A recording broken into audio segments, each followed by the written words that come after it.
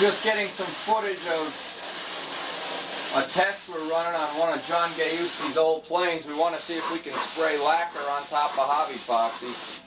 Supposedly you're not supposed to be able to do that. I'm doing this on an old plane of his that we're just going to put some trim on and see if it works. This is not part of the Nobler footage. The Nobler footage will pick up in about 2 minutes as soon as I'm done with the bottom of this plane. I just wanted this to be on tape. In case anybody's interested, it looks like apparently you can spray acrylic lacquer on top of hobby epoxy. Looks like it's working okay. If it didn't eat it up by now, it probably won't. In fact, we're going right over some hobby epoxy trim there. It's pretty messy.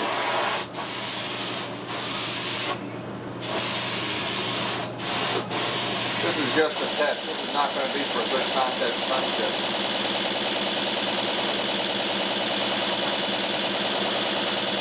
But apparently it looks like you can do it, so anybody out there has a plane that's painted in hobby epoxy, go get yourself some acrylic lacquer. I think you can do this. There's really only one way to find this stuff out, you gotta do it. The rest of this tape is going to be devoted to the Nobler. The reason we're doing this is we're waiting for the wing to dry up. We got about 3 more coats of clear on the wing. We're waiting for that to dry. The tail's already in silver. And we're getting to that point in the plane where you got to wait for things to dry. The other day we made a belt crank up. Today we'll spray this test. Probably make some parts for this year's 60 ship while we're waiting for paint to dry. Yeah, this looks like it's going over real well. This is acrylic lacquer car paint, automotive paint, which is compatible with SIG dope. You can mix it with SIG dope if you want, put it over under a ram. No problems with that at all. In fact, it's a real humid day, and this doesn't even look like it's giving me any humidity problems here. This looks like it's real easy to use. I don't know how this looks on a video, but it looks like it's covering pretty good right here. This is metallic blue. This is Corvette blue. We're going over white hobby epoxy. It looks like it's going over real good.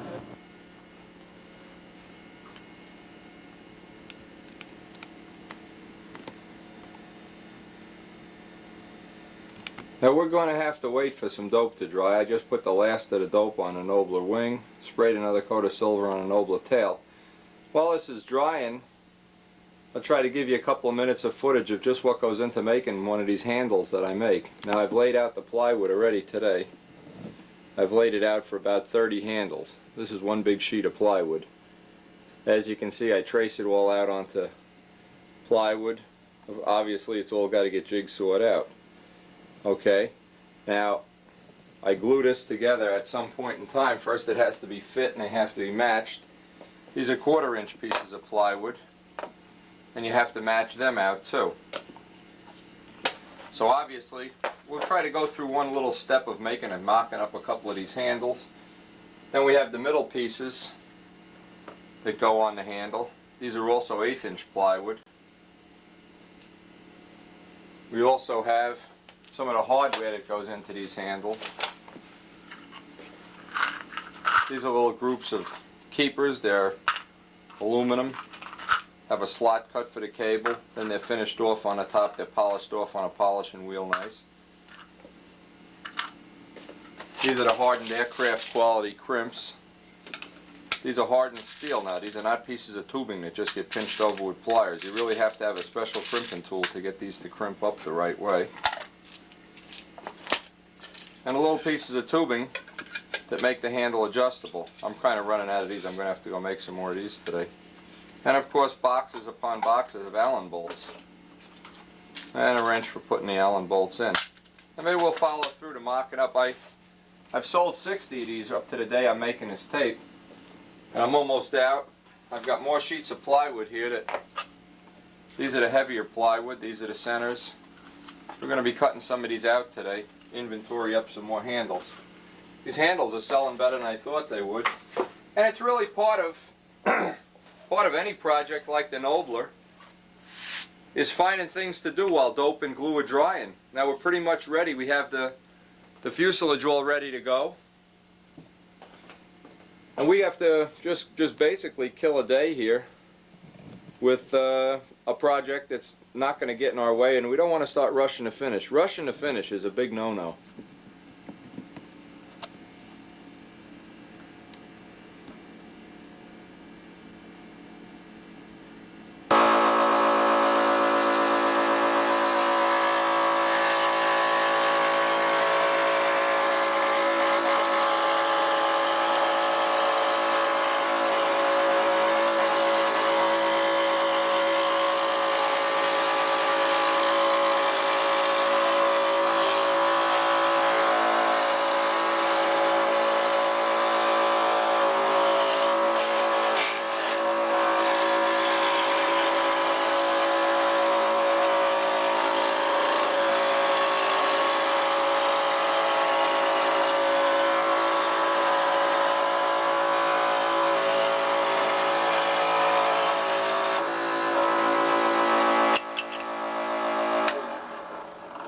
The first step in making any of these handles, obviously, is making up templates. We have templates made up for three different sizes of handle to fit 3 different sizes of hand.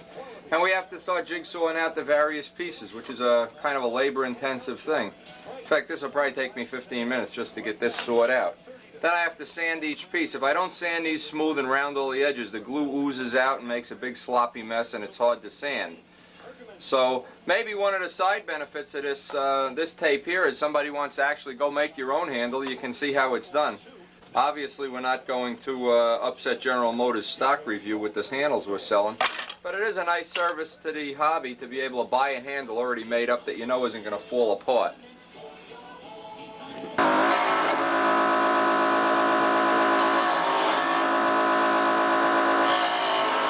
Now, even the scraps that come out from the middle of these cutouts, even these scraps get used up. Nothing gets going to waste. Almost nothing. Out of a whole sheet of plywood, that's the only waste.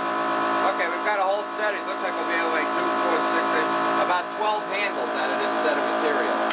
And now we have to go on and cut out the 1/4-inch pieces. Now again, I just want to emphasize, these are the 1/4-inch pieces, and these are going to take a little more effort on this saw anyway. I keep breaking blades and stuff cutting this. Saw gets loose kind of often. If you try to rush a finish, and we're right in the middle of doing this nobler wing, we've got dope dry, and if you don't let that dope dry for a whole day, you can run into some real crazy problems with the sandpaper balling up little amounts of finish, and you put gouges in it and stuff.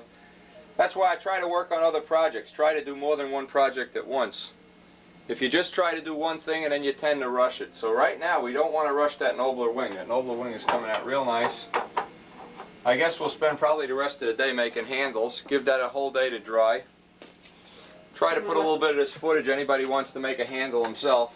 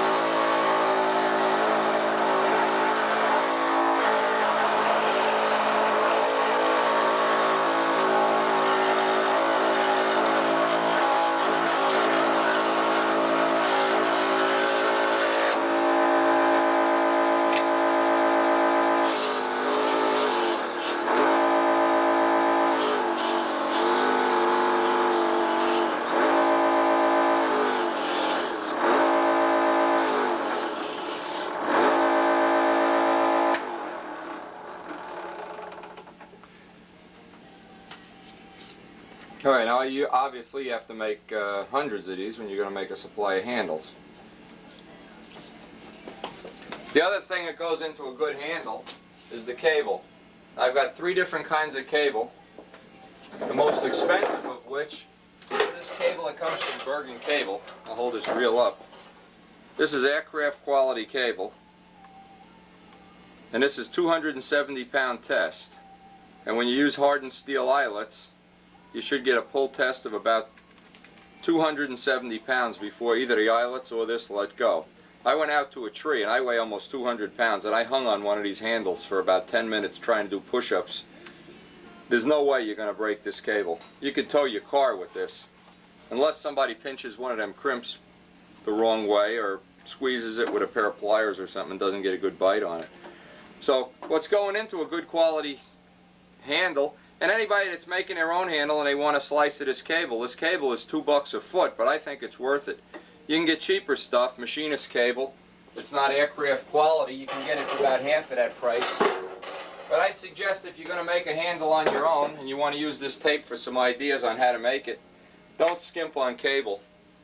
People have lost a lot of good planes because the cable is broken. The other idea of these handles is that you can look at the cable. You can pull it right out and look at it, as opposed to the kind of a handle where the cable, once it's in there for life. Okay, we got ourselves a nice supply of 1/4-inch pieces cut out now. Be ready to stop making up handles soon. And now we got to start cutting out some 16 sheet. These are the end caps that go on a handle.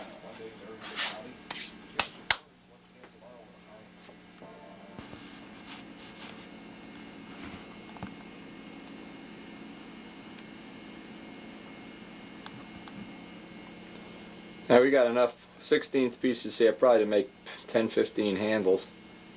Believe it or not, it takes a long time to cut this stuff out. Needless to say, it makes a nice mess in your shop too, or your house. In my case, it's the cellar of my house. So usually at this point in time when I'm done cutting out, I try to clean up a little bit. Believe it or not, my wife don't agree with that. A nice garbage can full of scrap plywood and light coat and stuff too. But we're going to get back to doing this now. We'll get back. The next step on these handles is going to be I'm going to have a nice coffee break. Relax for a few minutes. Probably give Big Jim a call or something like that. Relax, get my mind off this sewing. I've been sewing for 2.5 hours and I'm getting bored with it. And this is really boring.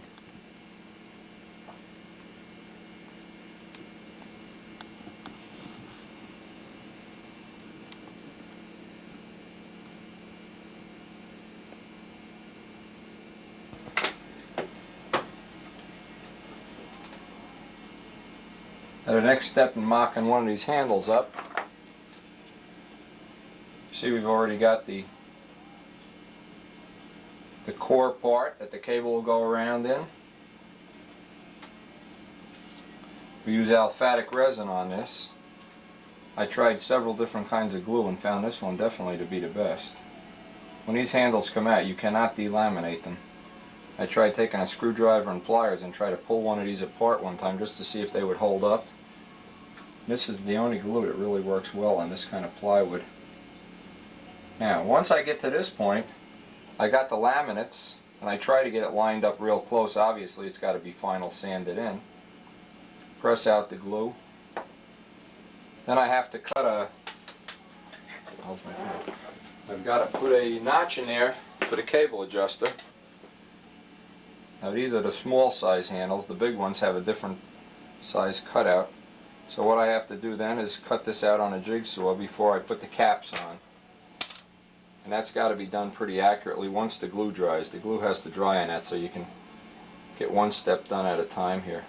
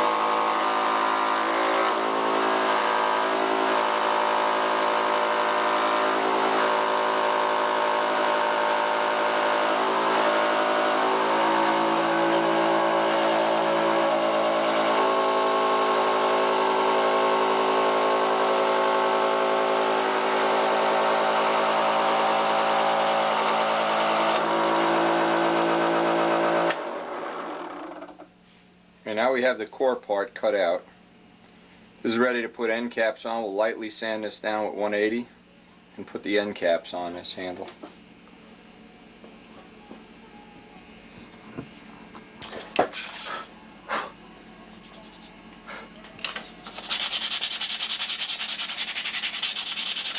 Now before the end caps go on, this has to be pretty smooth, or you don't get a nice clean joint, and when you go to finish it, you wind up with a lot of extra sanding. Getting those nice clean joints is part of making this a real nice quality product.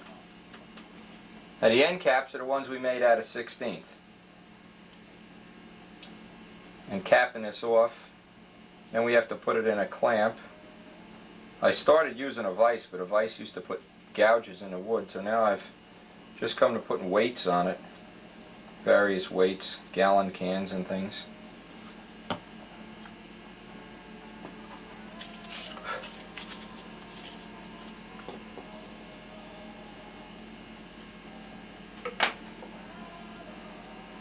And again, I try to line everything up as reasonable. I'll just make for less sanding later when I'm out there sanding.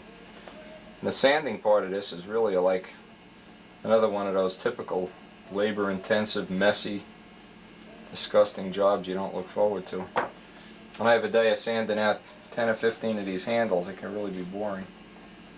It's not the high point of my day either. But anyway, by the time I get about 5 of these put together, the first one will be dry enough that I can go out and start sanding. This resin has to dry 2 or 3 hours before I like to go sand it out. And once this resin dries, this alphatic resin, there's no way on earth you can separate this handle. This is a permanent one piece of wood now. You gotta squeeze most of the resin out. My hands usually get good and messy doing this too. Try to get a final alignment on it just to make for less sanding. And once that comes out of the glue drying process, I'll trim off the edges of the ends. Go out, hopefully go outside if it's not raining today, and sand these outside. And that will be a labor-intensive thing to even this all up and make it nice. They're kind of rough at this point in time. I'll try to zero in on one of these. They're kind of rough and crude. You have to do quite a bit of sanding to get these back down to where you would be proud to sell them. And then of course the finishing process is 12 coats of acrylic lacquer. And you need about an hour or so to dry between coats. So you can really do the whole finishing thing in maybe 2 days.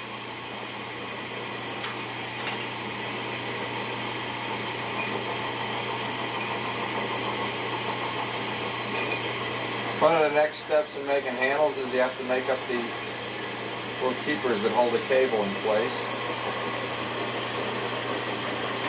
We gotta make up 28 of them right now. Get a little bit of a pain in the neck. That's all part of making a handle.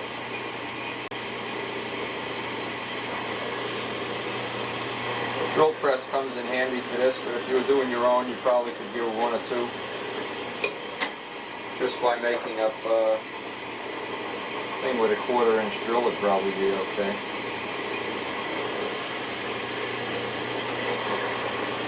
If you're looking around, you can probably get a drill press like this, a used machine place. I believe I paid $25 for this a couple of years ago, probably $35 or $40 right now. Used machinery is pretty cheap if you don't need real precision stuff.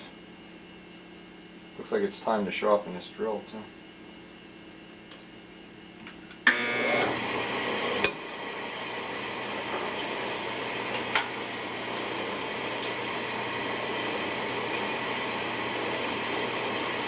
Again, each one of these handles needs 2 of these little aluminum pieces.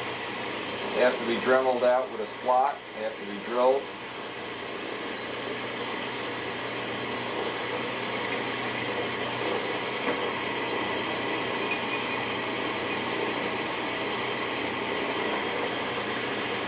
I'm certainly no machinist, but I guess that's no secret either.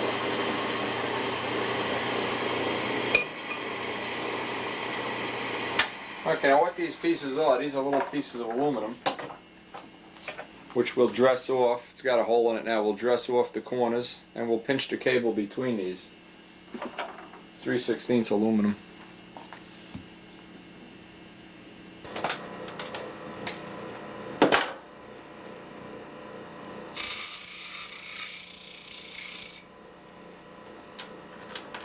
One of the other operations is we have to dress off all these little drilled out holes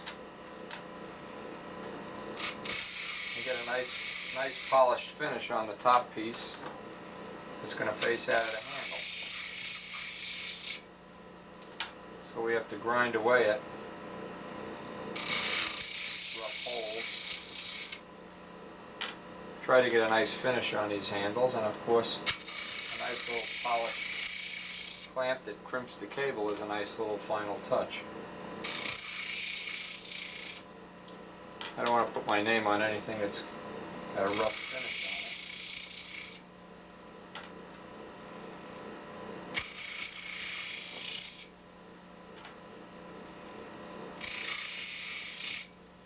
it. Okay, we also have to take and grind these little things. Get hot when you grind them too.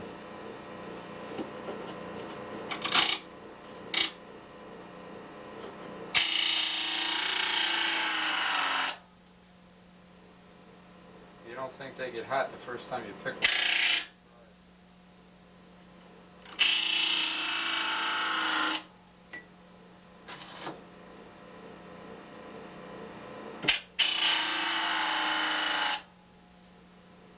Good idea to wear safety goggles while you do this. Needless to say, I'm not wearing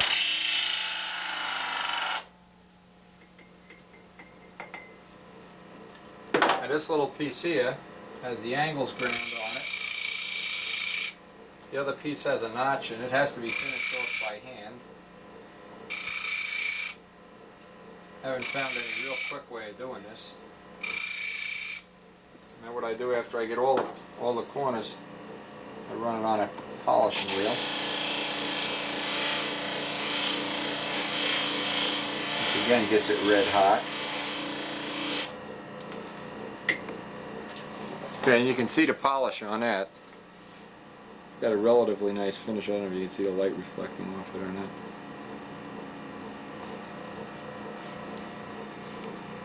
Now when these come out of the press, they have to be trimmed. All the edges have to be trimmed, so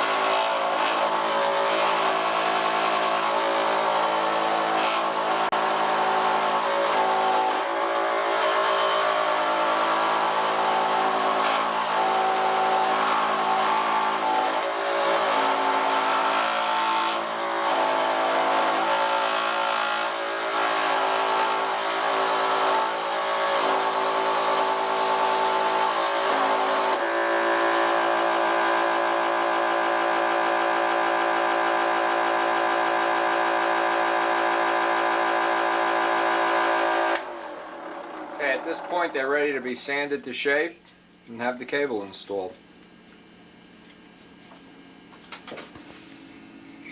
Well, I got a couple of these hand sanded out now. The sanding, they got a reasonably nice bare wood finish on them.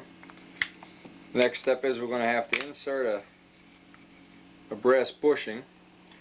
It's the kind that some people use to hold motors down in here. That's going to actually become the crimp for the cable. That'll be the next step, and we'll have to drill that out on the drill press.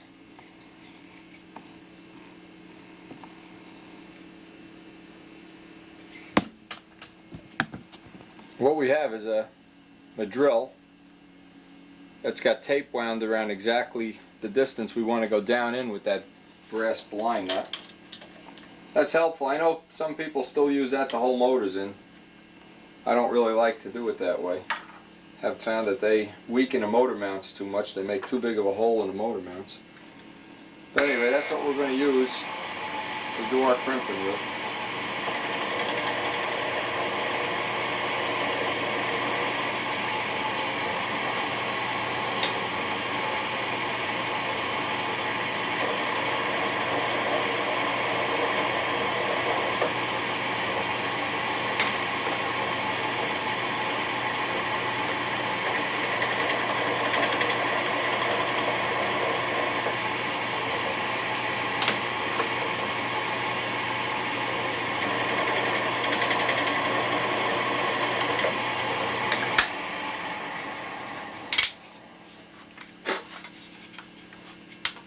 Yeah, they have the hole ready to be put the brass insert in.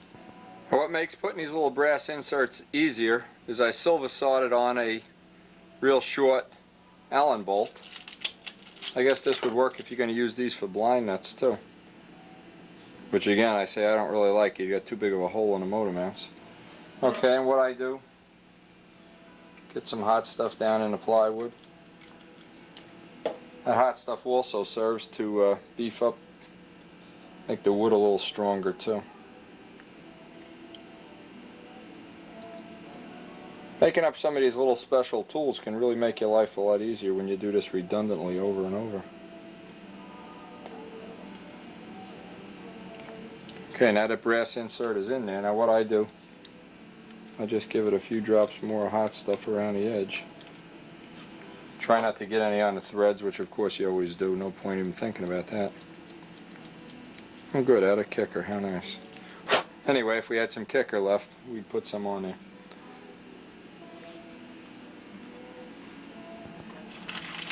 Now the next step in finishing them is, I have Allen bolts, a little piece of copper wire on them. And what I use these for is while I'm finishing them, through the finishing process, I can hang them up by that.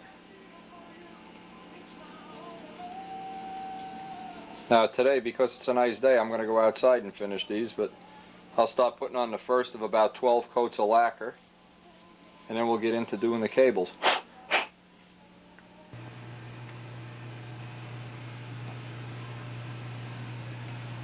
We got the whole Nobler wing sanded out. So while I'm waiting for that Nobler wing, I put another coat of clear on it. I put a couple more coats of lacquer on my handle supply here. And what I do with these are the ones I'm trying to force dry. I got orders for 6 of them today, so I'm trying to get these dried up in a hurry. That's a heating vent that exits down onto the lacquer. And you can do most of the finish in 1 or 2 days that way. The ones that I'm not pressed for time on, which are these here, I'll just let the lacquer dry between coats, maybe 2-3 hours between a coat. Put another coat on. Got little pins in the ceiling, which is a nice thing to do if you're drying doping flaps or anything. It's a good idea. Now we finished up quite a few handles today. This is the point at which the wing is now. Back to the old Nobler. We're back to having another coat of clear drying on this. Now I will not sand this until tomorrow. I'll let this go the rest of the day. Sand it out tomorrow. I got extra on the cap strips. Tail is in its final coat of silver. That's ready to go. Wing is going to be ready to put in the body, I hope, by the weekend. Gonna have people coming down this weekend, so I don't think we're gonna get too much. I got that Pattern Master bell crank made up. That's the bell crank for my 60 shipped there.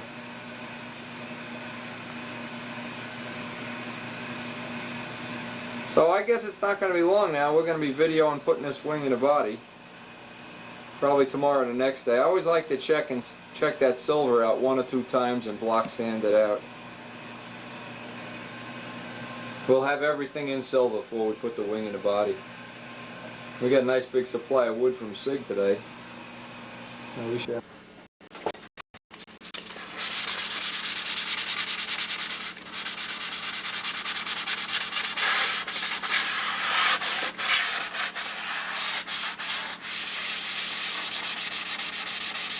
We've let this filler, I put on an additional coat of filler, letting this dry a day and a half, and you can see it's dusting right off. I'm still sanding with a block with 320, getting off all the high spots. As soon as you see the white high spots coming through, you know you can't go any further. This looks like it has plenty of filler on it now. This will be the last coat. Again, you got to stick with a block. You start sanding this by hand and you'll lose all your nice flat edges. Now what I like to do is get right into hinge lines too. When you're going to do this kind of construction where the flaps are attached right through the building, you got to keep them hinge lines clean or else they get all goppy.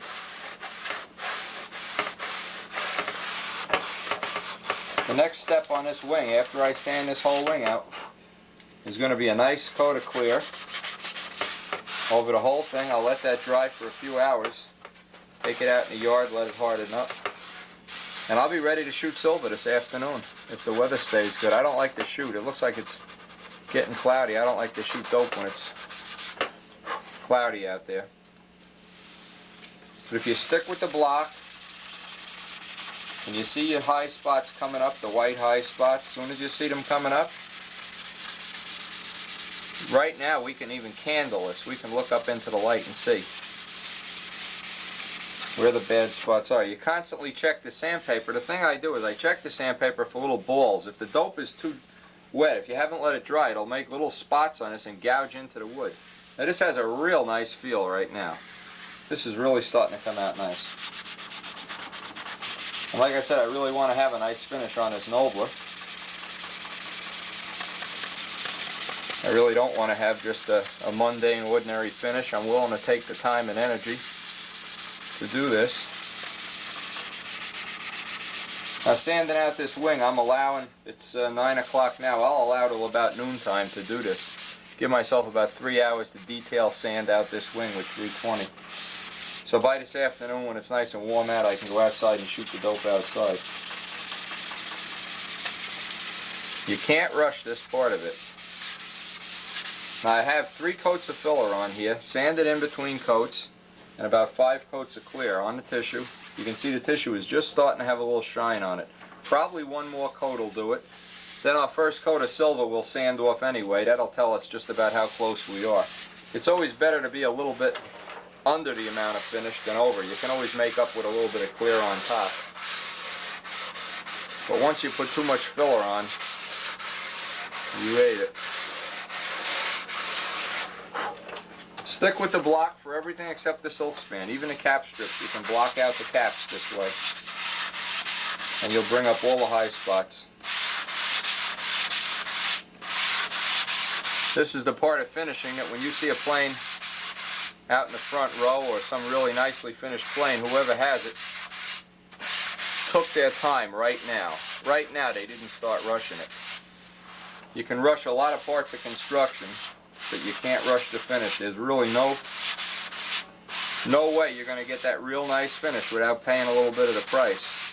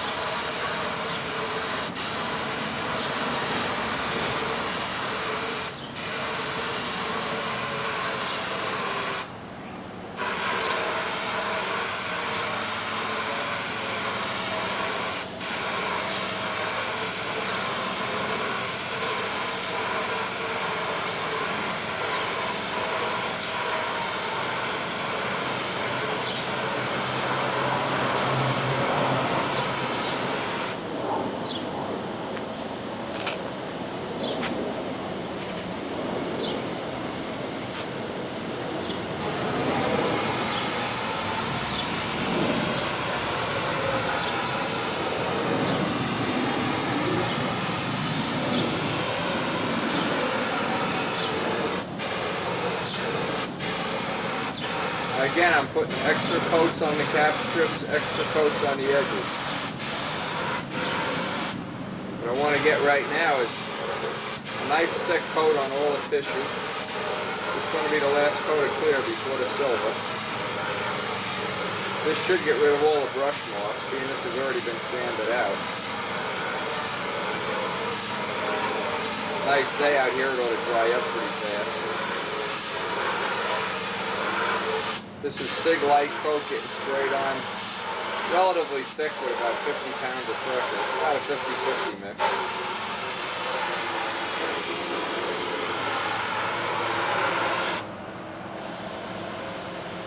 If you can't see that, I don't know if you can. It's just the tissue that's done. I haven't done the bare wood yet.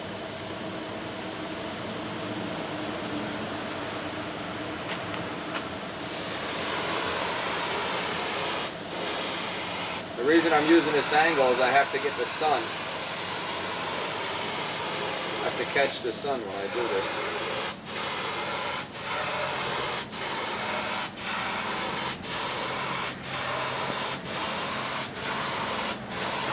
Kind of candling off the sunlight.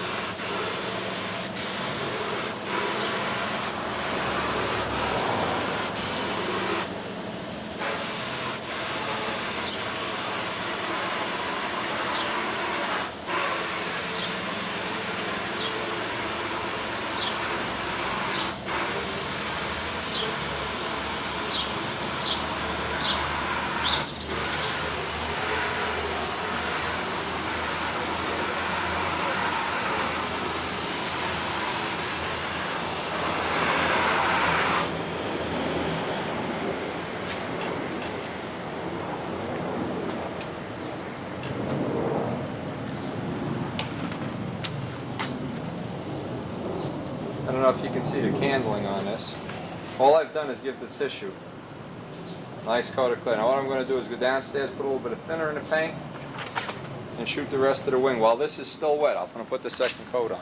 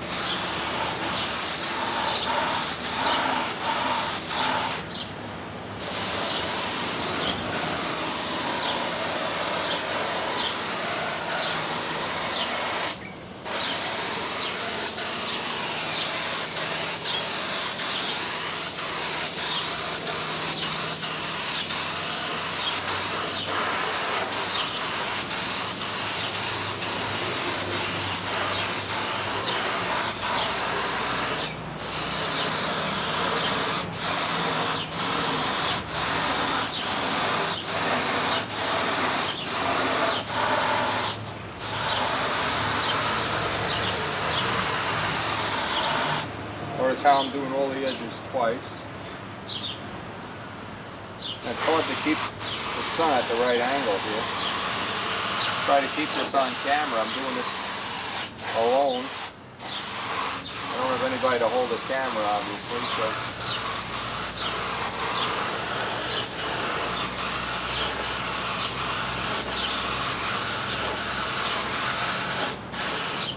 This afternoon we'll get to put some silver on this, I hope. Let this dry up a little ways.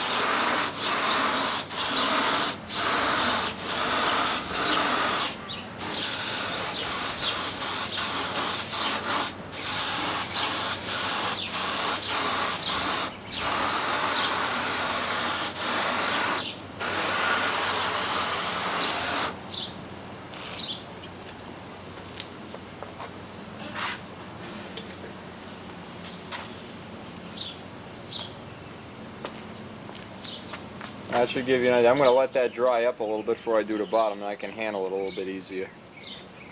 It's a nice day. This should dry in 5-10 minutes.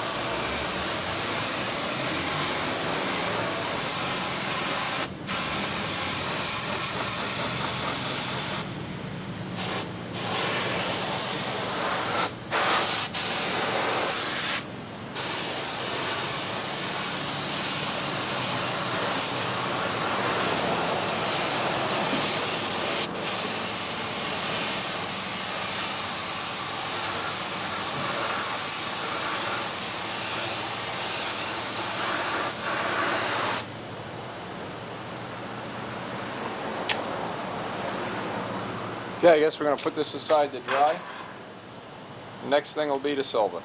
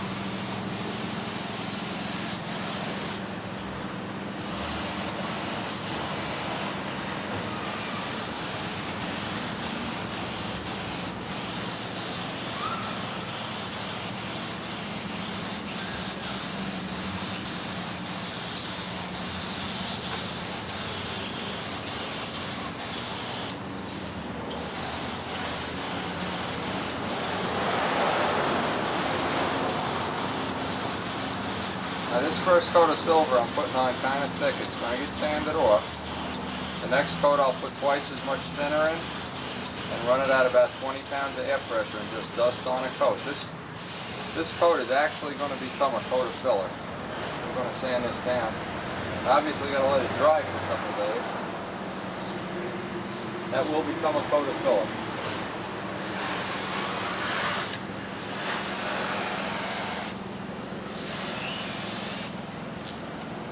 I'll do the other side off camera, it's going to be redundant. And while we're waiting for the paint to dry, I try to do other little projects. One of those little projects, I got silver in the gun, I can paint this canopy on the 8-inch piece plane.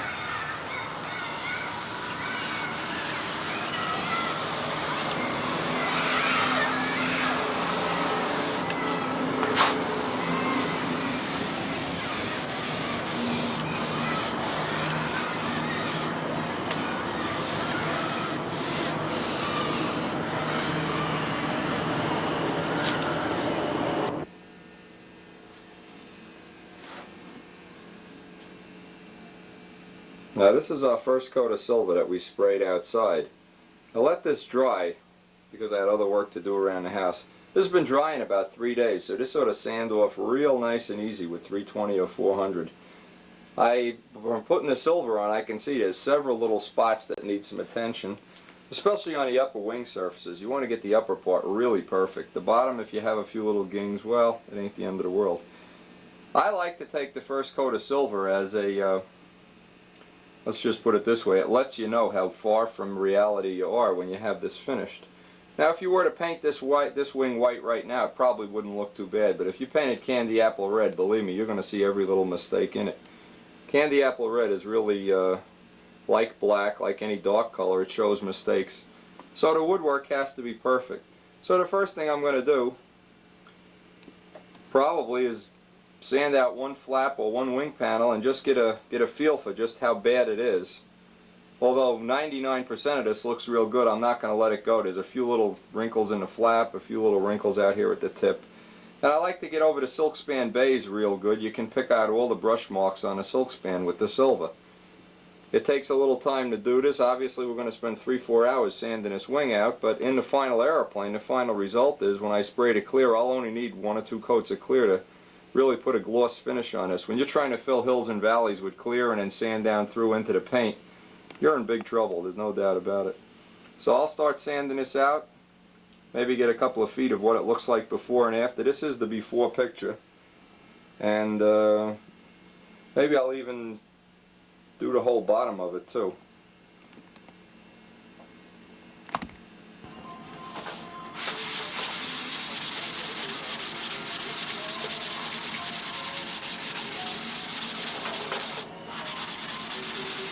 Now you'll notice something right away. If you let the silver dope dry 2 or 3 days, which this has been drying 3 days while we've been busy on other projects, it'll sand right off like butter. I'm sanding this with 320 now and a little soft block of balsa wood. I'm going to get in the hinge lines real nice too. If you try to sand it 1 day later or a couple hours later, you can still sand it, but it'll ball up on the sandpaper and put little gouges in your work. Now you only have to sand this until you see the high spots coming through, because you're actually using this silver for filler coat. This silver will become part of the filler coat. Now you can see on this flap, for instance, all the high spots have come right up. We've got a high spot right along here. So that's as far as you have to sand it. You don't have to go digging down into it. And then we'll spray on another real light coat of silver before we put the candy apple on. Before we actually put this in the body, but I don't think this will need more than 1 more coat.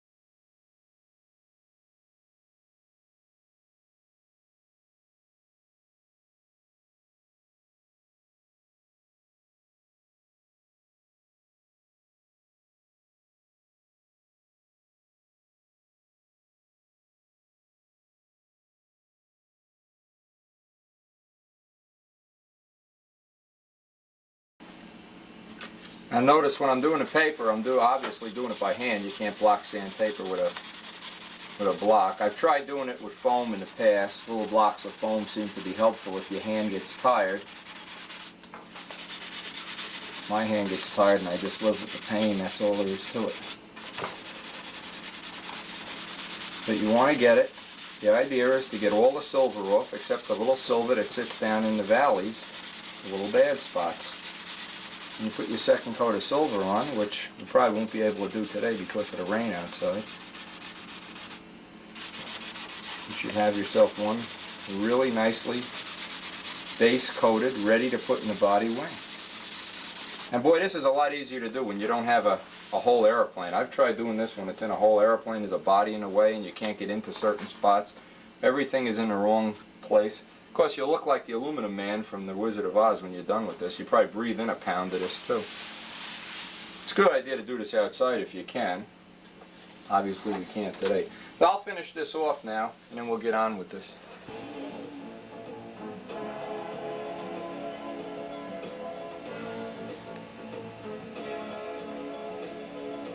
Now we're about ready to put another coat of silver on this.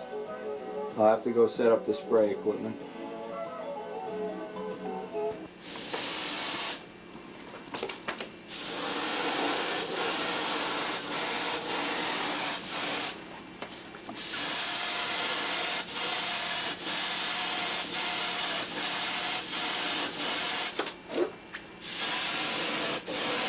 Right now I'm spraying with 20 pounds of pressure and a mix of silver that's about 2/3 thinner, non-penetrating thinner, DuPont 3608S.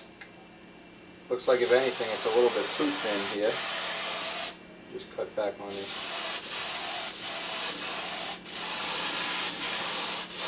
Hoping this will either be the last coat or next to the last coat.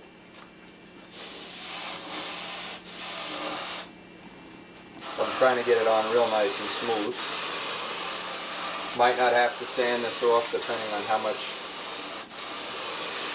the little bad spots come through.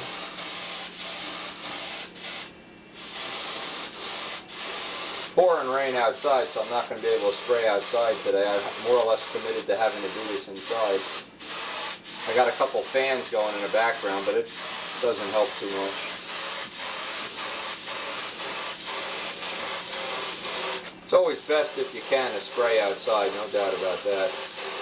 Trying to get a double layer of silver over the cap strips and around the edges. That's where this will tend to have little bad spots come through. Then I'll reverse this and do the flaps.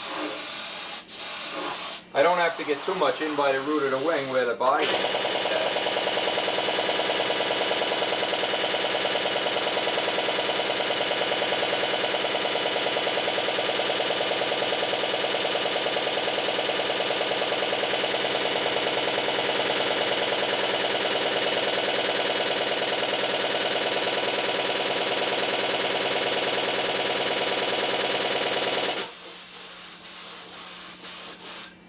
Because where the body's going to be, there'll be more silver coming down through the fillets, so I can keep that kind of light.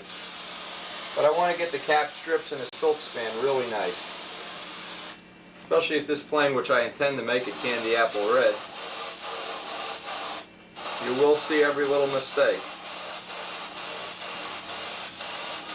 Workmanship has to be really perfect when you paint a plane candy apple red. Very unlike white or light blue or light green where you can get away with a lot of mistakes. Not going to get away with any mistakes with any candy apple color, not only red, blues, and greens too. Workmanship has to be right up to snuff. I always get a lot extra on the leading edge. The leading edge tends to wear out from people launching the plane there and holding it and things like that. So now as I'm spraying, I'm looking for dry spots too. I see a few that I've sanded a little bit too thin. When I spray indoors, I just throw an old blanket up on top of the washing machine here. That makes a good jig for holding it. Of course, you can only spray one side of the wing at a time.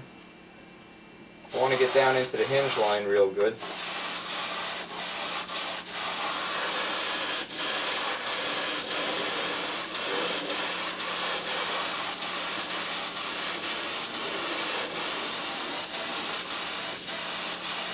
Now if you see the paint is going on too thick and you're getting a lot of orange peel, cut down the air pressure and thin out the paint. Usually the thinner you make the paint, the less air pressure you'll need. If you're really having a problem with getting a lot of orange peel, you can even put a little bit of retarder in the paint, especially if it's a humid day. Today's a humid day. I really should have some retarder in this paint.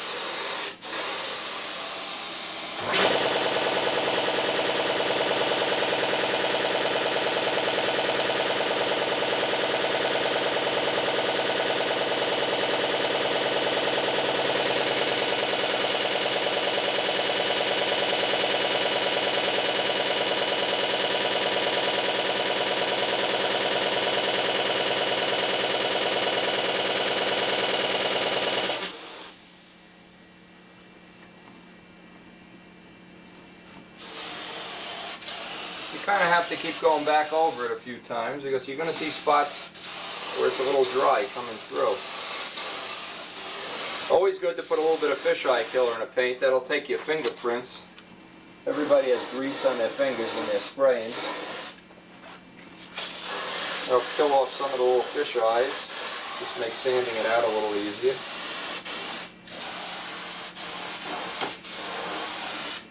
Now depending on when this dries up, this will either be ready for putting in the body, or I'll at worst have to put one more coat on this. This is shaping up real nice.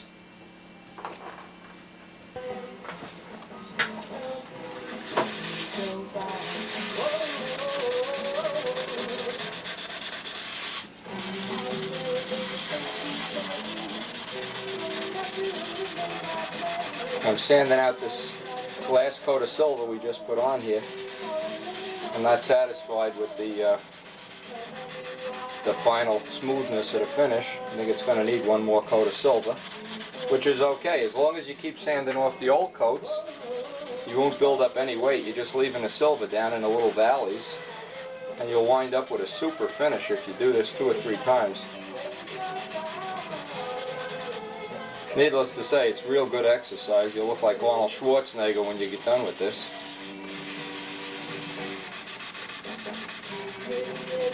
But the trick of getting in that front row, or whatever your goal is, whether you want to win some of them Concourse trophies or you just want to have a slick looking plane, is you got to keep sanding off the silver until it's absolutely perfect. When you start putting your color and trim on a plane, it must be absolutely perfect. And if you sand it off and put it on even 4 or 5 times, I've had some planes.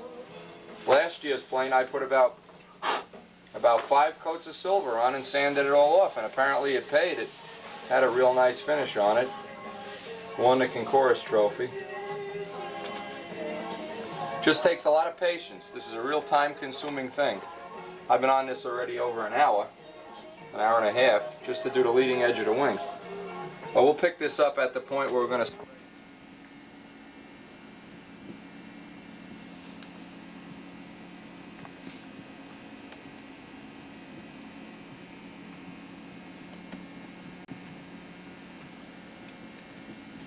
You can see in this picture just how many low spots there are on this, and the silver brings them right up.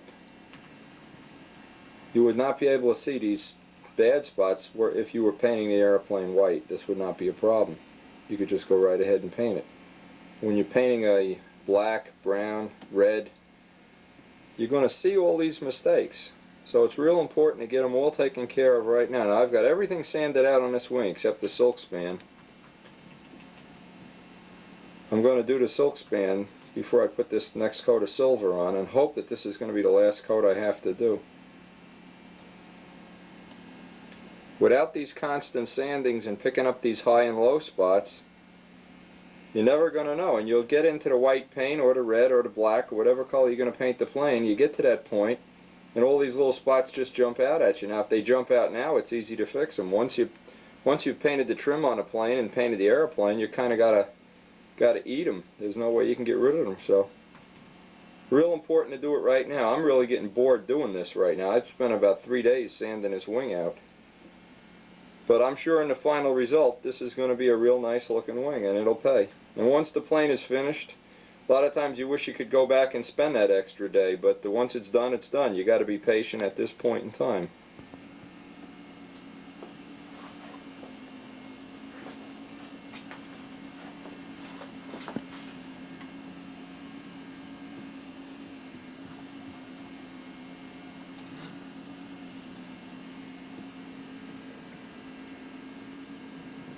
Now we have this side sanded out, and the other side we still have to sand the tissue on.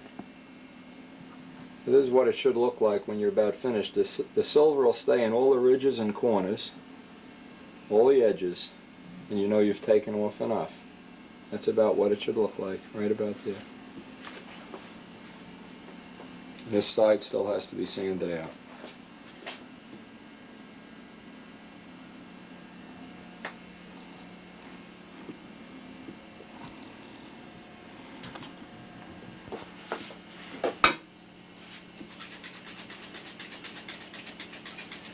Now we're all set up.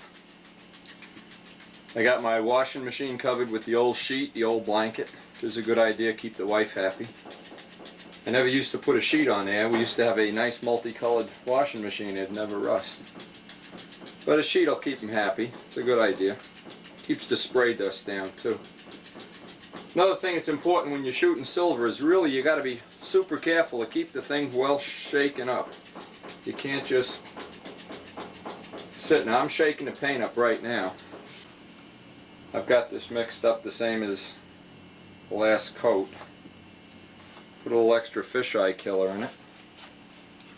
Anybody doesn't know what fisheye killer is, it keeps those little spots from coming into the paint.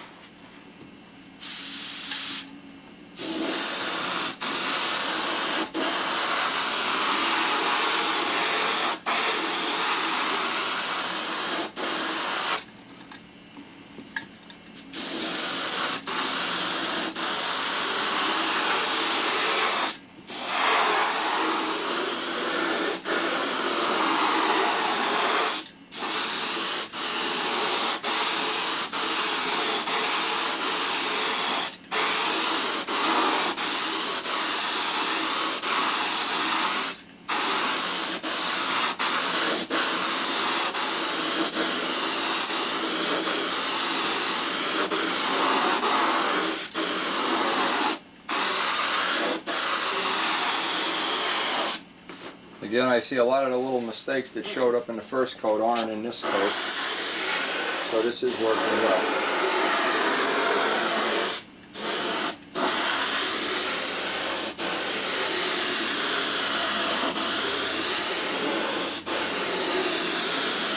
A lot of people like to do this.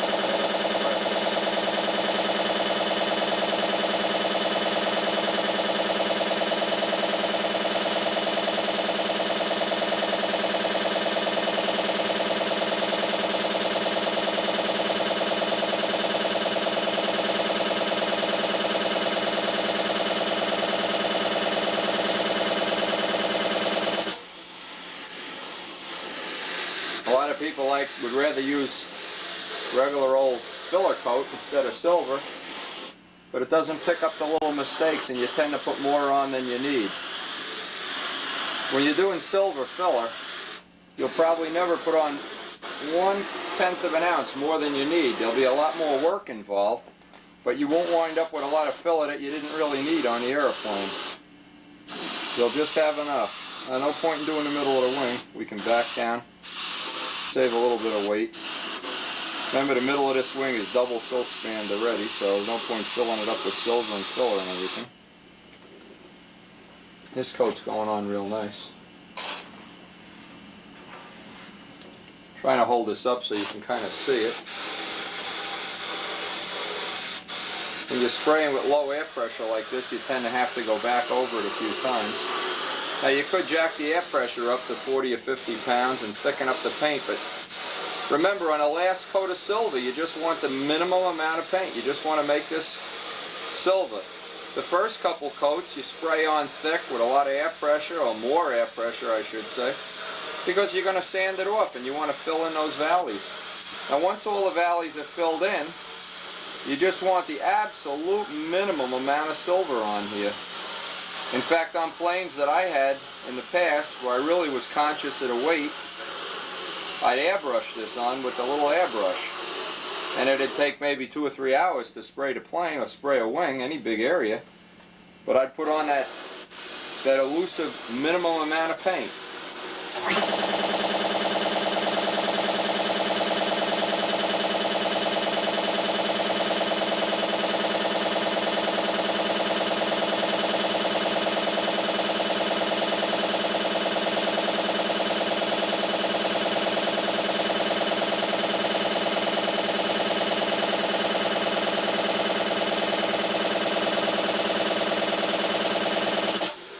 Notice how I'm going back over the areas of the cap strips and the edges of the cap strips, because that'll tend to be the spot that this paper will break in. You get carried away with your sanding and buffing and catch an edge with the buffing wheel later. You want to have those edges real strong. Okay. One side looks nice.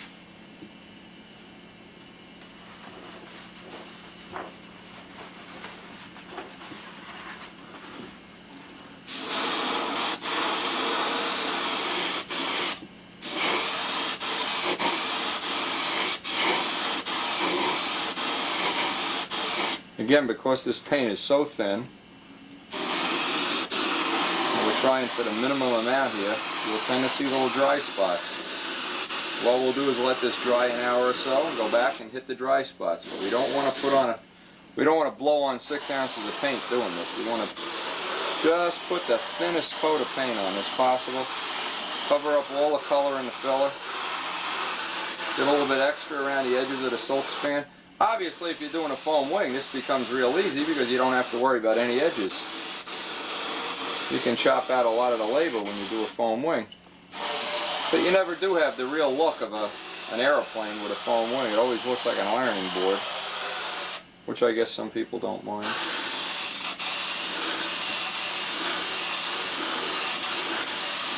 This being a traditional airplane, we want to have it look like a traditional airplane. I always like the look of a ribbed airplane. I always like Piper Cubs. I like wood boats and 55 Chevy. Everything I like is labor intensive, so.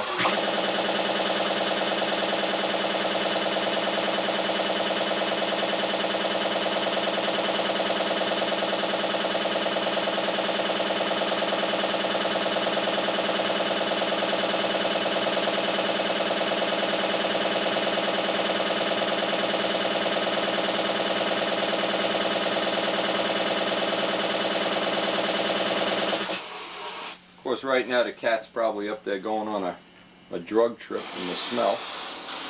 Luckily, my wife's at work. She won't. By the time she gets home, I'll have the house all aired out. Another one of those terrific rainy days outside.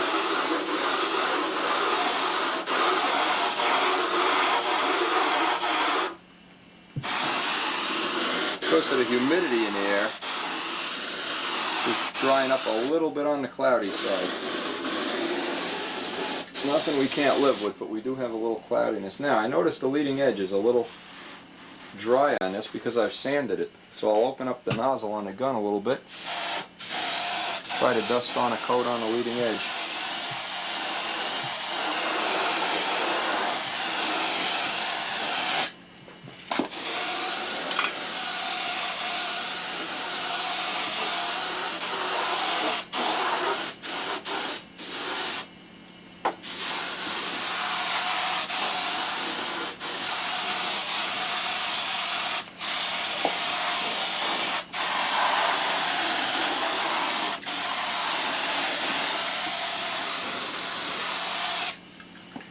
Always like to get a little bit extra on the leading edge and around the edges of the tip. That's where it wears out, and you buff it and clean the plane and wipe it down. Take the towel down. It's really annoying when you have a nice finish on a plane, have one little spot bleed through after you take all this time and effort. Now I can see only 2 or 3 little nicks and dings that should be filled in, otherwise this looks like it'll be ready. And I'm getting sick of doing this, so I want to get on with getting this wing in the body.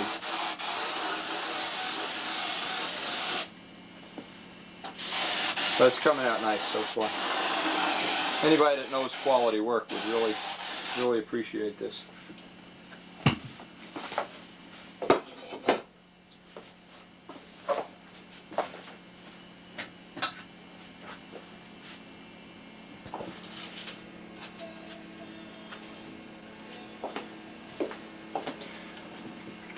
The next step we're going to try to get the wing and the body today.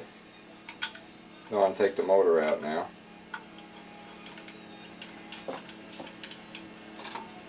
Now this is a part of the construction that you really have to start taking your time on. Lining this wing up in this body, we got center lines for everything. We want to get everything tacked in a little bit. Check everything out on our glass table. I've already taken and made sure this glass table is perfectly flat.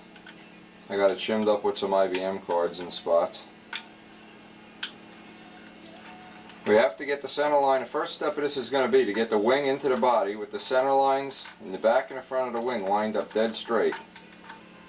And obviously with the hinge line at a 90-degree angle to the center line of the body. And obviously when you look at the wing from the front of the body, relatively straight. We don't want to have this in any way, any kind of funny angles in here. Now something like this usually takes time. It's not a 2-minute job to stick the wing in the body. A lot of people make a big mistake doing that. They just go right ahead and there's a hole for the wing and stick the wing in, and that's the worst thing you can do. Right now there's probably going to be a lot of little shimming, a little sanding, a little trimming, and it's going to take time. I purposely start this part of the construction early on in the morning, so I have the whole day to fiddle and shim and play and take my time. I'm not in any rush. I try not to get involved in anything else on a day when I'm lining this up. I don't want to have a day where I have to be out of here by 3 o'clock or something. I want that wing and the body dead nut straight. And maybe of all the things you do on the airplane, this is probably going to be the single most important one. Is this day, today, will determine whether this is going to be a real quality airplane, a mediocre airplane, or one that gets given away real early in its life. So let me go ahead and start making a test fit. I'm going to glue the former back here to get the spread on the body just right, then break the bottom of the body off and start fitting in the wing and see how that's going to line up, and then I'll get back on the video with the alignment.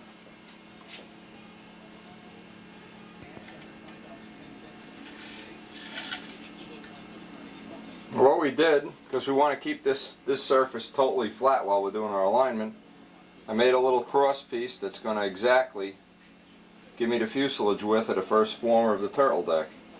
So now with that little piece in there, I can still maintain the flat, and when I go to lay in my formers in the back, I'll still maintain that nice and tight. Obviously, if you want to carve this all out of one block like a lot of people have done, you wouldn't need that piece in it. That's just to hold the fuselage side to side as we tack glue the wing in and get the center line straight.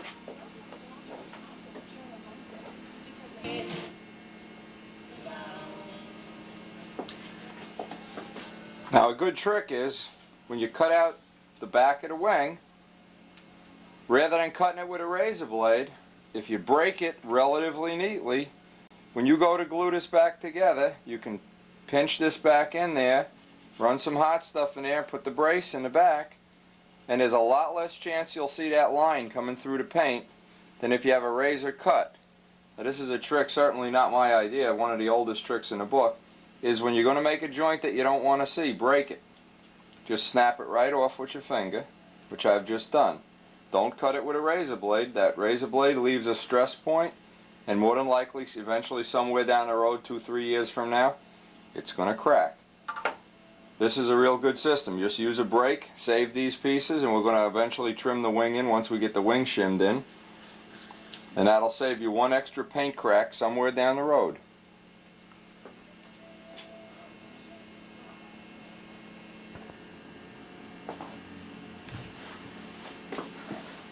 Now we're just doing a rough test fit. Try to see how close this sucker's going to line up. Obviously try to get it parallel in the body. And we're doing some minor trimming up around the front here to try to get the center line of the wing, center line of the body lined up. So that's about the point we're at now. It's going to require some more little fitting. I had to notch it out a little bit to clear the bulkhead and notch it out a little bit to clear the blind nut. So I'm going to finish doing all these little cuts and fits, and then we'll just tack it in with a little 1 drop of hot stuff and check that we're dead flat on the table here. Now usually when you pop the bottom of the body it springs a little bit. This one sprang a little bit. So we're going to have to weight this down or even glue it right to the table when we glue that wing in. So that'll be the next step.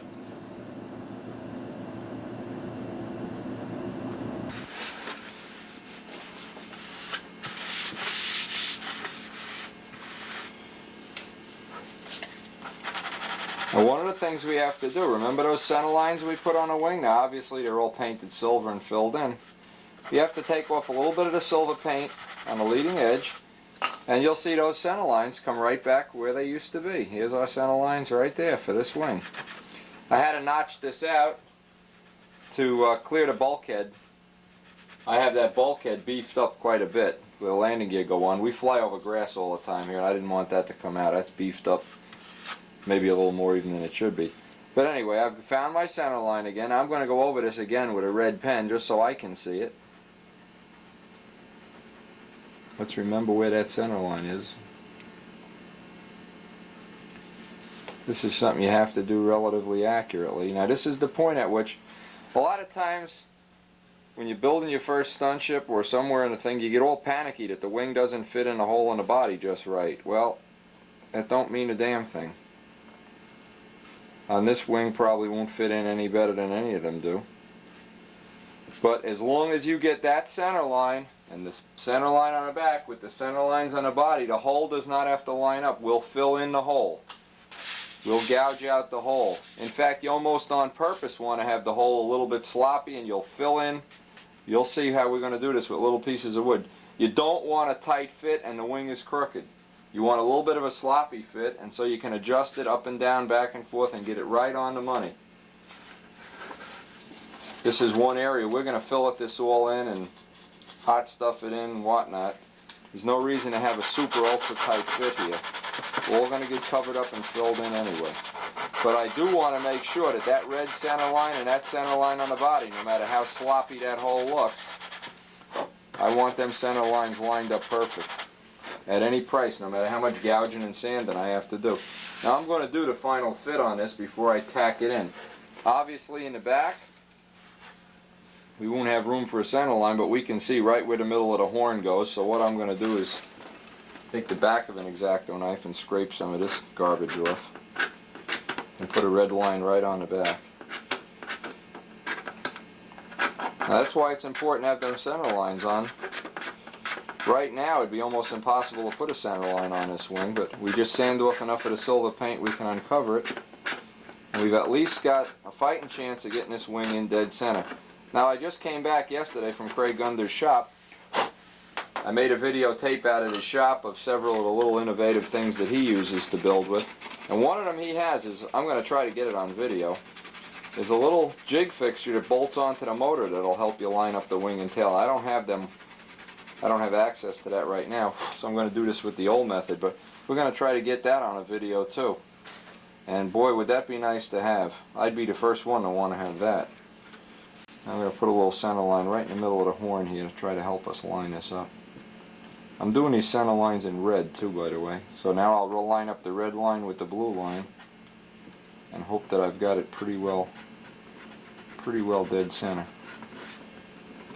The thing that gets most people in trouble, I think myself included for years, I try to get the hole in the body to exactly match the wing and get a nice tight fit, and even if it was a little crooked, I wanted it to be a tight fit. Well, that's a lot of baloney. Just get that fit, get them center lines lined up, and then worry about the wood fit. The wood fit, you can shove all little pieces in there and epoxylite and everything, but you got to get them center line front and back lined up perfect. And this is going to be a time-consuming thing. Now, I'll probably spend the next hour, hour and a half trimming this and jigging it and fixing it up. But I want them center lines, those two lines and those two lines, to line up perfect. And when they do, I'll tack it in, and then I'll try to show you how to shim that in a little bit.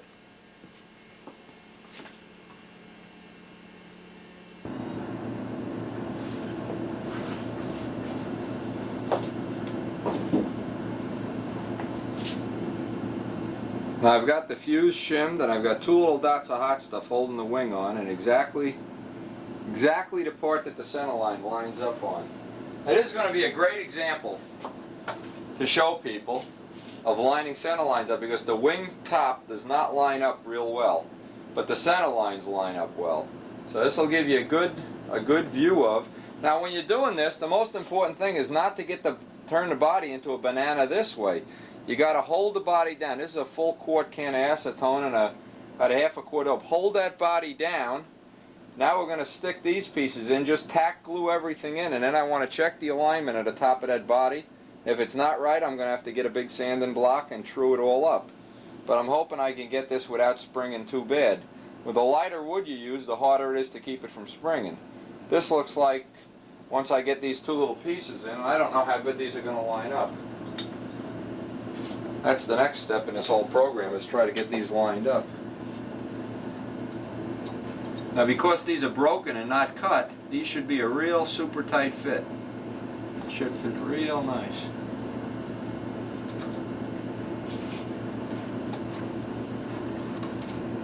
And needless to say, they're going to need some trimming. The top of this is going to need quite a bit of trimming. But that would almost guarantee that the bottom's going to need some. I haven't tried to fit this yet, but it looks like it's reasonable anyway. Better than I thought it would be.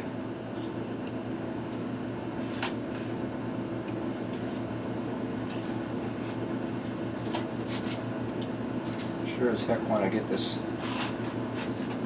as accurate as possible right now.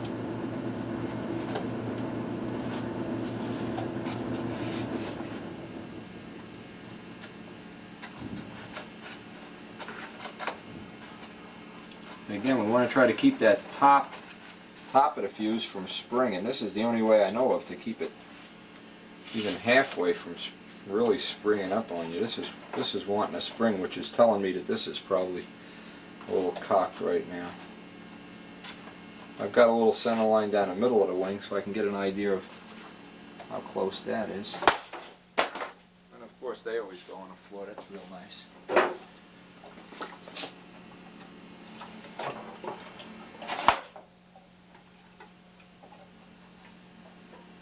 Okay. Still don't want this any unnecessary stress in here. And that's the nice part about breaking this instead of cutting it. If you had a cut right now, it wouldn't stay there by itself. The break will stay there. Okay. Take some thin hot stuff. Again, we're still tacking this in. I don't want to put so much glue on this that I can't pull it apart if I feel it's not just quite right. So I'm just putting a bare minimum of hot stuff on here. Absolute bare minimum. So if we have to, we can break this apart and reset it. And what I just did is I got some down by the horn, which is going to be fun to get out later.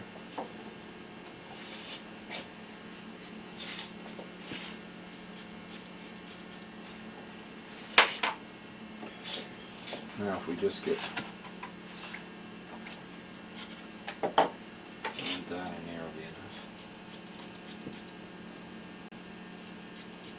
Needless to say, we're running out of kicker here. That's going to be a big help. I don't think I have any more. Some thick jet on this. You just want to put little dots here and there to tack it in. And when I finalize it, I'll build a little fillet of glue in here. Right now I just want little tacks here and there. Those little plywood plates I made to hold the horn in, I'll try to get enough hot stuff around them that I can absorb some of the vibration into that mount. Okay. Again, just dots. I don't want this to be permanent until I'm real happy with the alignment. If I have to, I can go in there with a new X-Acto blade, cut that right open. Let's see.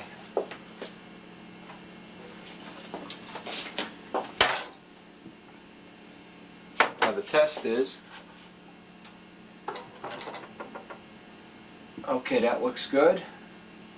I got most of my alignment right back. And press it down and see now, There's still a little bit in there. I don't want to live with that little bit either. Okay. Now what I'll do is, that's good and tight. That's good and tight. Okay, this is still just tacked in. Okay, that needs to be shimmed. Okay, now I'm going to turn it over and do the same thing to the top. Just tack it in.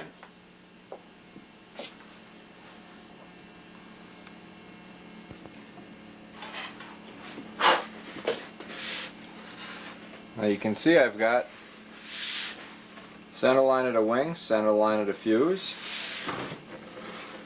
Same on that side, relatively lined up.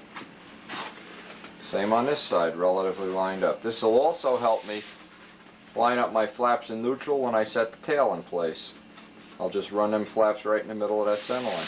I've already tacked inside the body. This is not permanently installed yet. This is just tacked because I'm going to have to zero in on a lot of little things now. I want to true up this top. That's the next step I want to do, is true this up. It's out by a little bit. This center line here, I think I could get a little bit down further if I was, in fact I'm going to do that right now. I want that's down about the thickness of an ink line, and that's too much. You really want to try for some zero alignments here. You really don't want to accept second best. Let's see. I can show the amount that center line is off. Now I'm shooting for that. I want to have, see, while this is still tacked, I can bend that down in place. In fact, I'm going to bend that down right now. Try to get some of this around my knee. Okay, I've got that. Drop the glue down in there. And this glue is just going to hold it in place. Okay, now I can squeeze that center line right into position. Remember, as you're doing this, you're creating a little bit of stress in the body. So as you're going along, you got to kind of check that the top of the body doesn't get out of whack. That you don't get these center lines. Little by little, you're going to start filling in these gouges. And you want to keep these center lines right on the money. You don't want to put any extra stress in here that we don't have to. Okay, that one is right on the money now. Real happy with that one. Okay. But again, take a look at how much we have to fill in now. This is how much I'm off. Don't forget, I scratch built off plans, which came off templates, which came off plans. Somebody else might have wanted that wing to fit up tight, and you'd have a wing with 10 degrees of incidence in it, and you could just kiss that plane goodbye. So by checking the center line to the center line, just sand it a little bit off. Now we could fill this in with wood, just little chunks of wood shoving in there. Hot stuff it, trim it off inside, build a fillet inside, and put a fillet outside. And we'll have a nice alignment on this. I think that's going to be fine. Now, if you get a look at what I'm doing, I shoved a little piece of, this is I think 1/16 in there. I'm going to trim it off real careful with a knife. Now again, I'm not trying to stress this. I don't want to put any undue stress on this wood. I want to fill that gap with wood. I want to even it off. See that little sliver that's in there? Okay.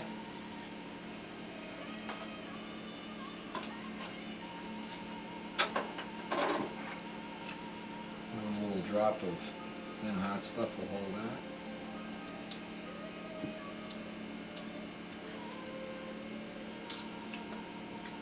Of course the tip has to be clogged up constantly, so I love this.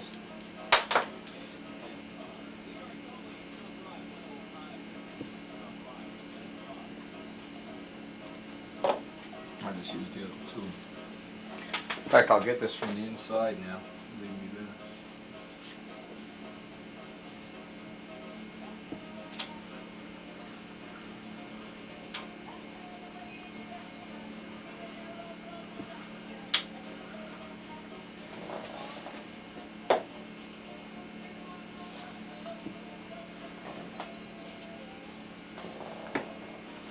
Okay. Now we're just going to go right around. I got all my little scraps of wood, 16, 32nd. The next little piece looks like about 32nd. I'll break a little piece of this off.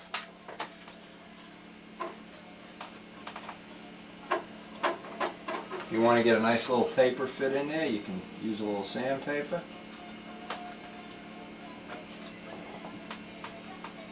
You don't want to get these to fit too tight. If they fit too tight, you're going to put a little ripple in your wing. Especially if you have a foam wing, you're going to wind up right around the fillet with a little wavy area from pressing it down too hard. Now this is good. So you just want a minimum.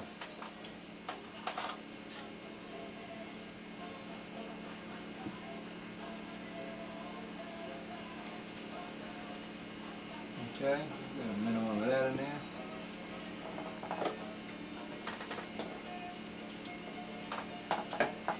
Okay, now in the front it looks like we need 1/8 inch. Looks like we might need even more than 1/8 inch.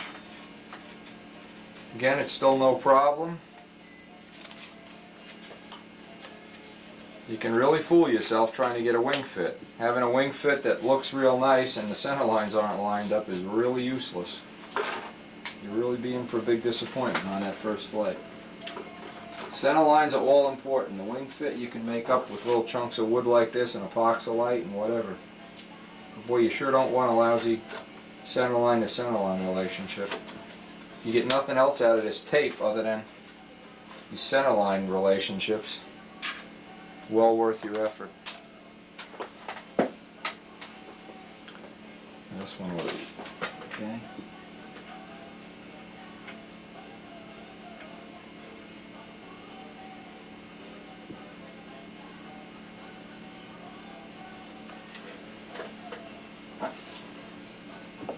Now we could always go through if that was a little sloppier, and it is. We can take some 32nd. Just shove little pieces in there. This does not have to be anything other than filled in.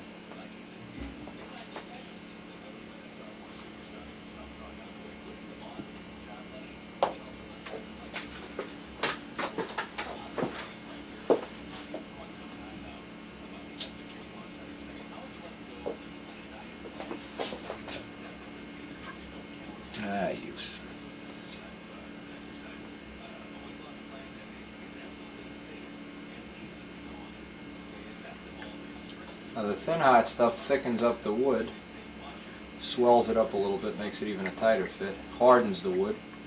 You get a little bit dripping out onto the silver, it'll be okay because then it'll save you when you're sanding your fillets in, you won't go crazy. Okay.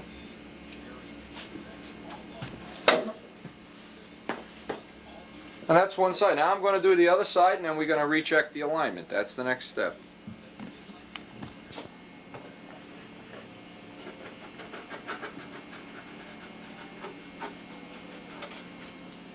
Now this is the little piece that's going to ultimate, it's a little piece of 16th plywood.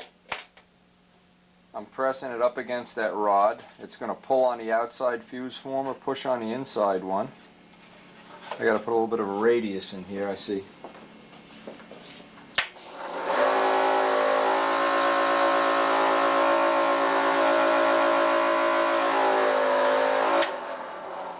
This is going to be the ultimate piece that's going to hold most of the bell crank weight.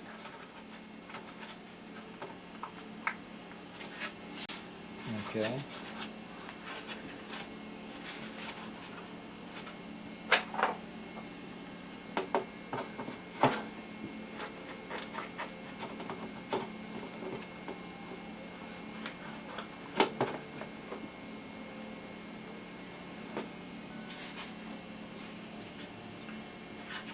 Okay, once I get that in there,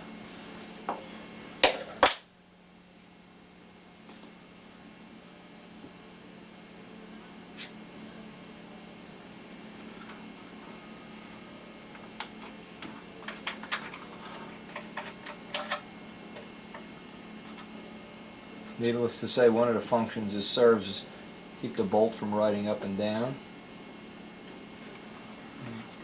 Glue this up good. And we'll wind up making a balsa former right on top of that.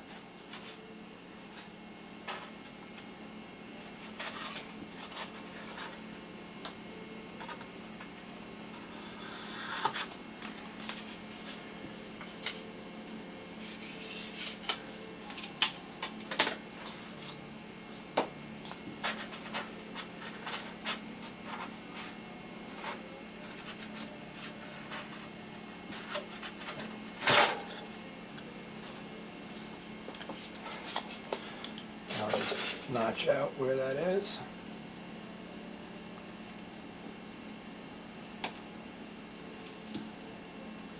And that'll keep the wire from riding up and down.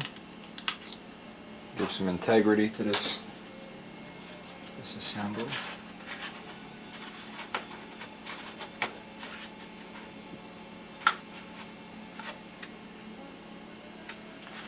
Okay. We can kind of zip zap that right in.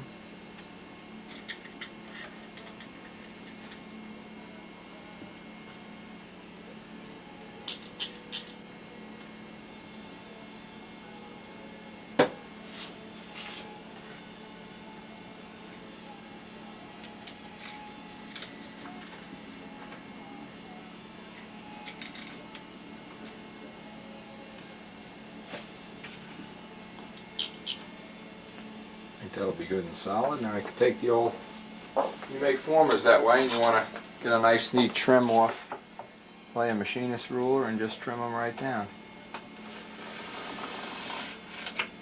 Since we're going to have a nose block on here and not sheet, that won't be too important. From the looks of this, I think we ought to get another former in here. That looks pretty solid. You can just kind of squeeze it and see where you need formers.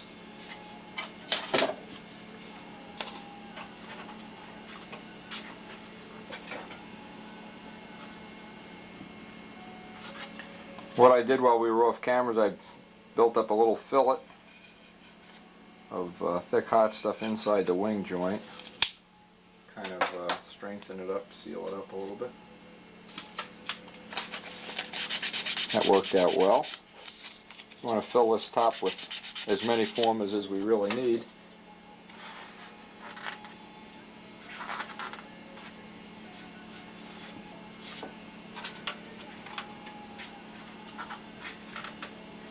And this is the part that the vibration coming through here is going to transition into these formers, so you'd kind of like to have a nice fit. It'll help transfer some of the vibration into the wing. The ultimate idea of the body is to get the vibration of the motor into the wing anyway, so boxing this all in, of course, is a good idea.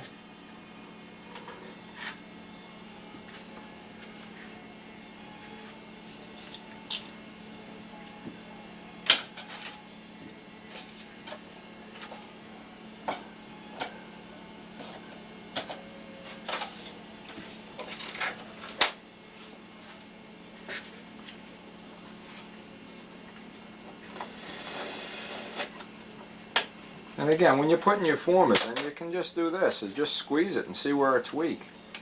Now, because I'm going to play it doubly safe here and put a nice 1/8 inch former right in on these mounts. I'm really not crazy about, this plane doesn't have any 16th plywood doublers.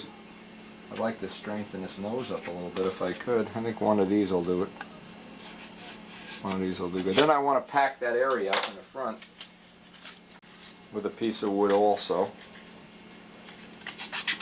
What we're trying to do here is attach the wing to the body and spread the load out over as big an area as absolutely possible.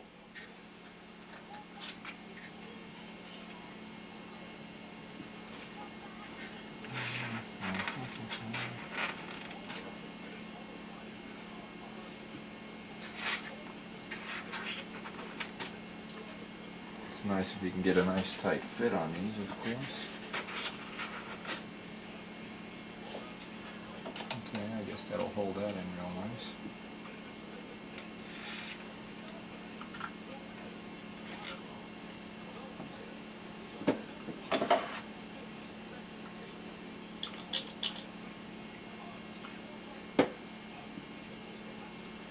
I'll even take on this former here because we're actually on the doubler and run some thick jet down in there. Build up a little fillet and trying to get some of that vibration to go down into the wing.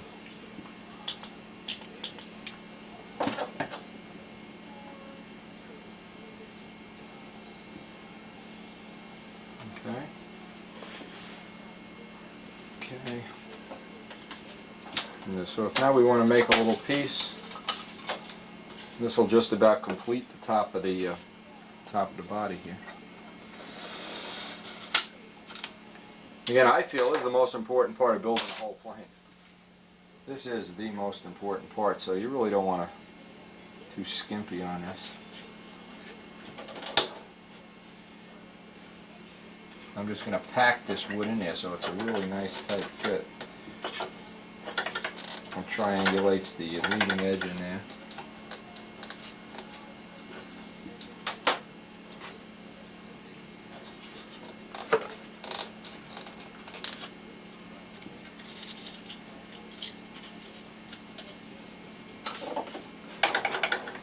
What I actually do up here is press the wood right down for a good fit.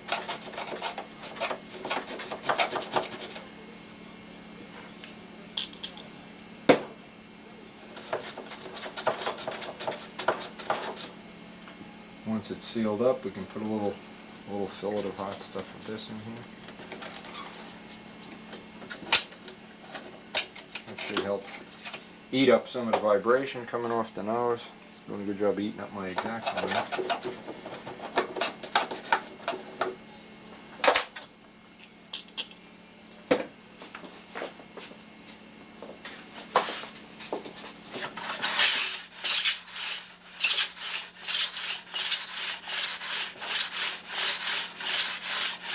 Even that off. I think that top of the body is about finished. We can turn it over now and really just duplicate everything we did, including the belt crank mount onto the bottom. We'll work our way up to the flap hinge line before we go any further, and we'll do it on the bottom right now.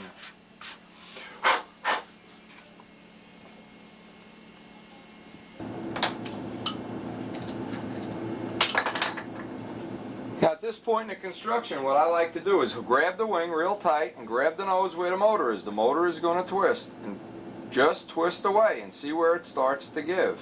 Now right now it started giving right back here. This was the weakest point. I filled in with one extra former on a 45-degree angle. I put this former in here. That looks about as strong. We could live with that.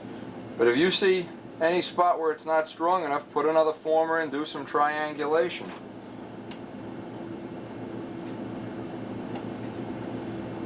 Don't be willing to accept anything that's not going to work, not going to be strong enough. Okay, I'm even thinking I should put a triangle in here. I'm just not real happy with the way this is.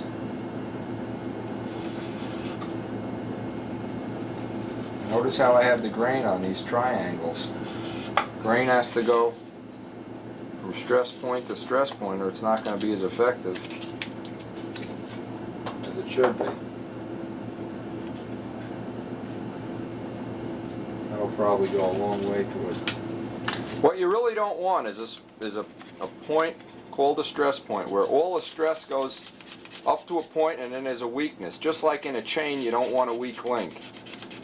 If it's going to get weaker and weaker, let it get weaker and weaker little by little. Don't let it get weaker and weaker all at once. I've suggested to other people building 60 ships to triangulate all the formers. In fact, I've done it on a couple of my ships. It doesn't add anything on weight, but boy, it sure stiffens it up. You'd be amazed how much this stiffens it up, just having these little triangles. I mean, you ask anybody that builds free flights, and I'm sure they all know about strength to weight ratios. Their stuff's incredibly light and incredibly strong.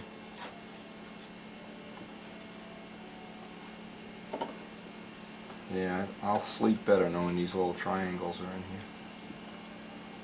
Right now I'll sleep a lot better knowing they're in there.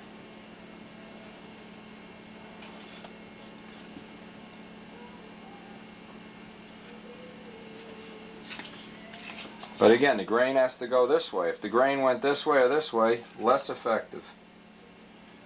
Most effective when the grain goes from stress point to stress point.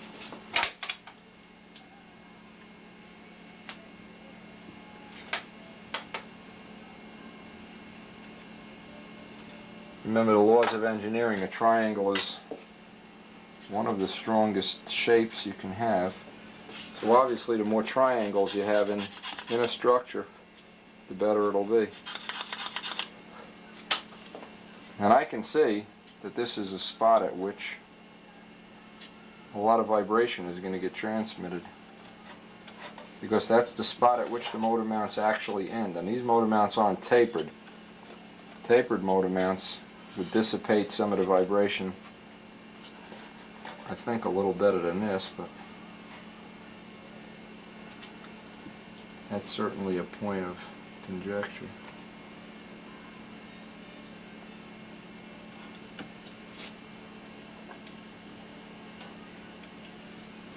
That little triangulation, believe it or not, is a significant thing.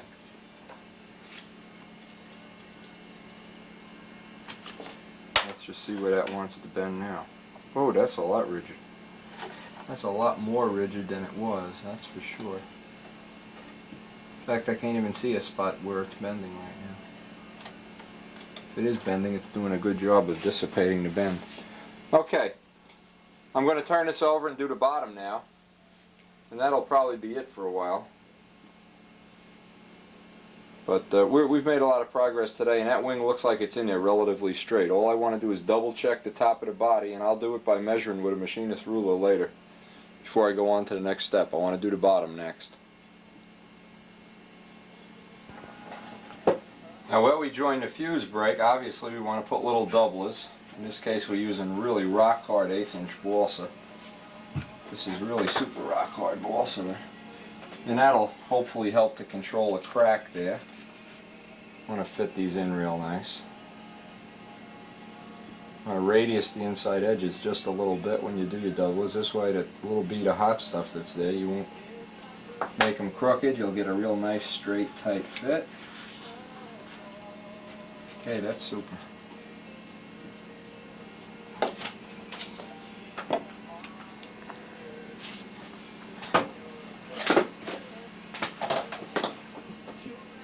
Obviously we're going to have to make the belt crank mount on this side of the fuse.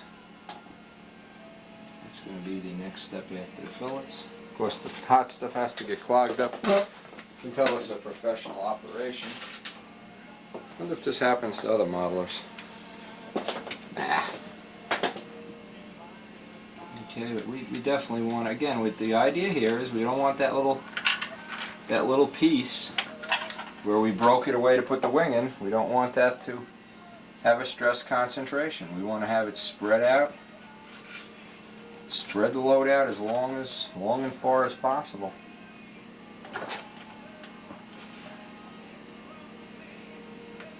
And obviously it gives more surface area that we can present to the wing. Now in the front here I like to double up the doubler. I like to even put a double doubler on there. I've seen a lot of planes land on rough grass, land in rough area. The first thing happens is you get a nice big stress crack right about there.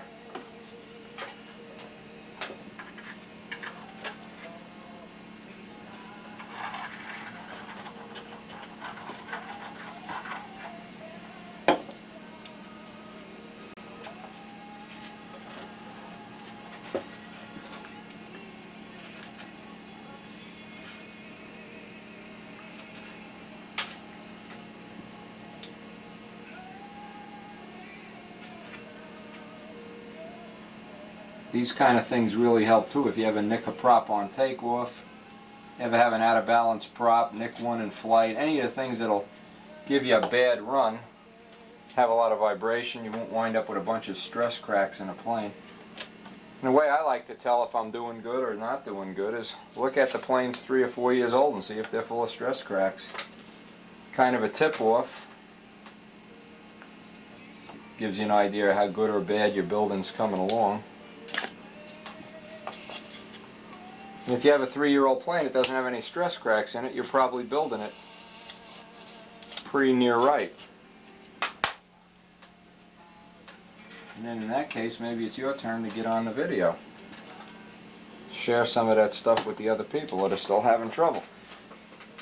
On the other hand, you sure don't want to be building 90-ounce airplanes.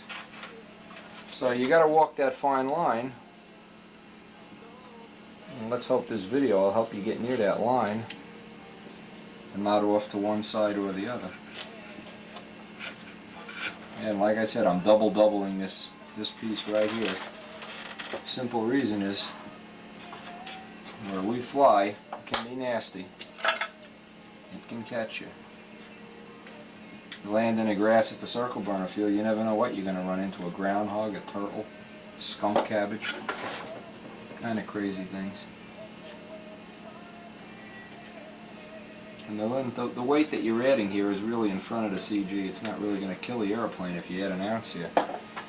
You're only going to really kill a plane, you go adding an ounce back by the tail. Up here you can sneak by with a little extra weight. You have too much problems. Again, you can't see this on the video, I don't know. I'm doubling up the doubler area.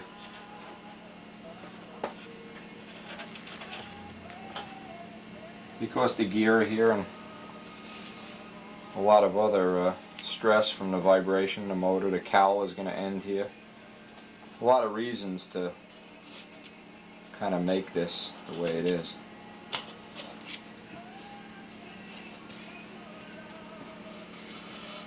And again, we don't have to really go crazy worrying about if we add 1/4 of an ounce up here. This is an area where it's not ultra critical. The world won't end if you add